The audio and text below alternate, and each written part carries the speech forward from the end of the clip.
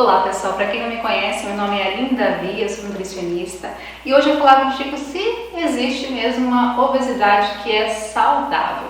Primeiro ponto, a gente tem que entender um pouquinho como acontece esse processo de ganho de peso, esse processo de obesidade.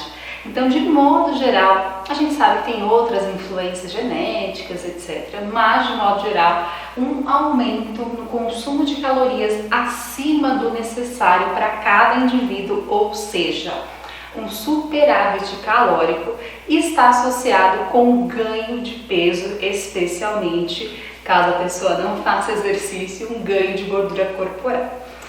Aí, nesse processo, para acumular essa energia em excesso, existe a formação do tecido adiposo.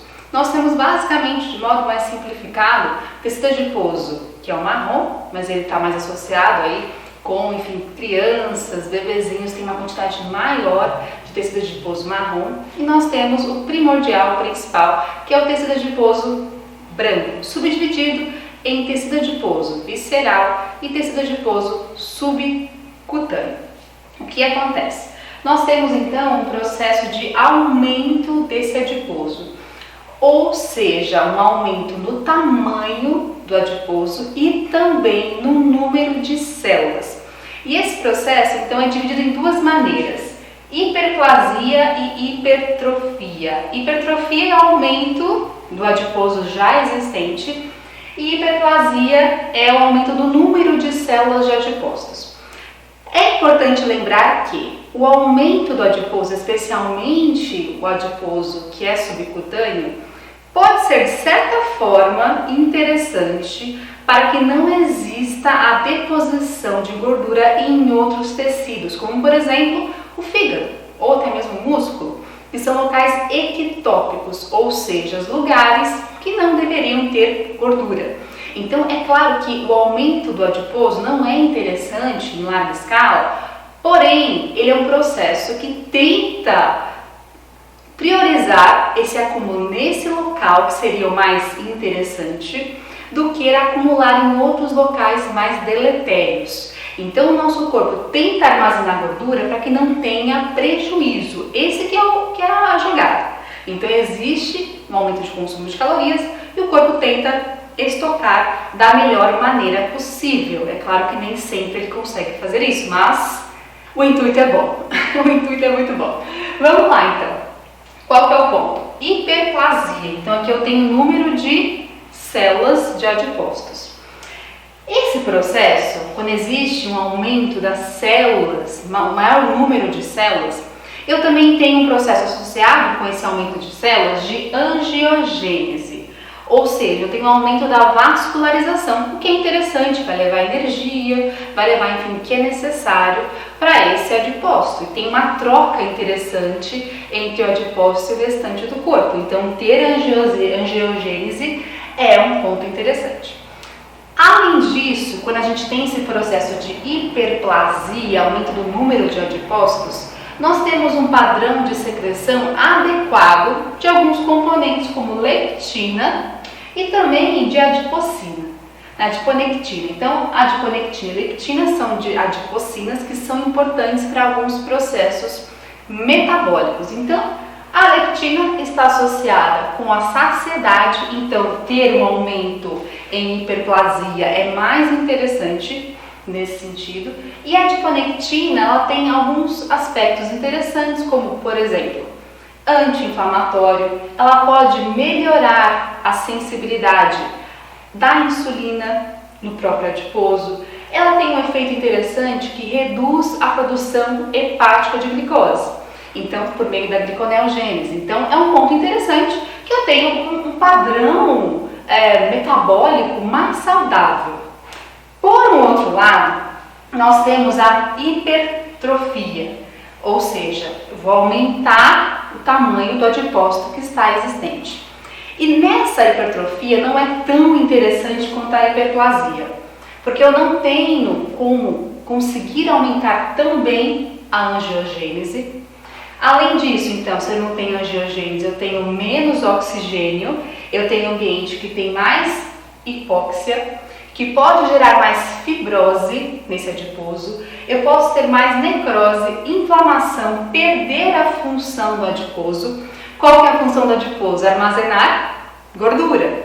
E, consequentemente, se ele não armazena essa gordura, eu terei maior quantidade de nutrientes como glicose e ácido graxo livre na circulação, que, consequentemente, podem ir para outros tecidos. Eu posso ter mais acúmulo de gordura em locais ectópicos. Gente, claro que o ganho de gordura corporal, pensando em larga escala, pensando em quadros de sobrepeso e quadros de obesidade, não é tão interessante assim. Porém, se eu tenho, comparando esses dois parâmetros, é muito mais interessante ter hiperplasia do que eu ter hipertrofia do adipócito. Essa questão tem todo um movimento genético também e outros parâmetros interessantes que eu vou falar com vocês daqui a pouquinho.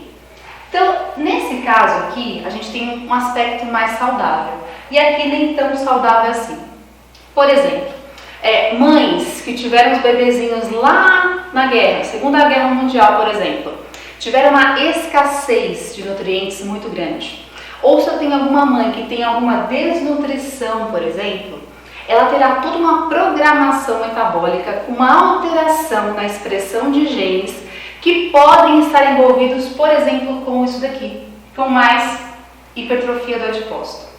Além disso, por um outro lado, aquelas mães que têm um aumento, um consumo exagerado de gordura saturada, de açúcares, também posso ter uma programação metabólica para aumentar a genética para que exista mais hipertrofia.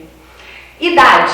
Com o passar dos anos, existe, claro, uma redução na produção de várias proteínas, uma redução na expressão de vários genes. Nada mais claro do que isso, do que o colágeno da pele, que vai decaindo, não só da pele, claro, ao longo dos anos, que é mais visível. Então, toda proteína tem a sua redução ao longo da idade. Então, pessoas que têm uma idade um pouco mais avançada apresentam uma tendência um pouco maior a ter hipertrofia. Outro ponto, ganho de peso acelerado, mais hipertrofia também.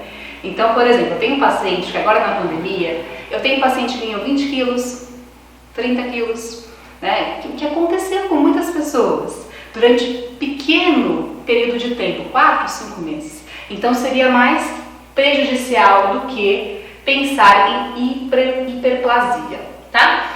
Bom, explicamos a primeira parte, né? E o ponto principal é, a obesidade é saudável, não é? Então vocês sabem agora que existe uma diferença entre o aumento da gordura corporal. Ok. Então, nesse sentido, se tem mais hiperplasia ou hipertrofia é um ponto importante. Acho que vocês já entenderam isso, né? Nesse sentido, nós temos uma definição que é mais atual, pensando nesses padrões metabólicos que as pessoas apresentam. Então, eu posso, por exemplo, ter um paciente que é magro, que tem um IMC eutrófico e ele não tem nenhuma alteração metabólica. Perfeito. Só que eu tenho uma outra definição, que é esse NWO, depois eu mando para vocês o artigo, para vocês verem na íntegra como que é interessante. Ele fala que assim, tradução para o português, né? A pessoa, ela tem, no caso, um peso que é normal, mas ela apresenta uma obesidade. Como isso, Aline, né? Na verdade, o IMC é eutrófico, só que ela apresenta uma porcentagem de gordura mais acentuada. Aquela palavra, aquela frase que muita gente fala, falsa magra, basicamente isso. Então, porcentagem de gordura, homens acima de maior ou igual 23,5 e mulheres acima maior ou igual de 29,2.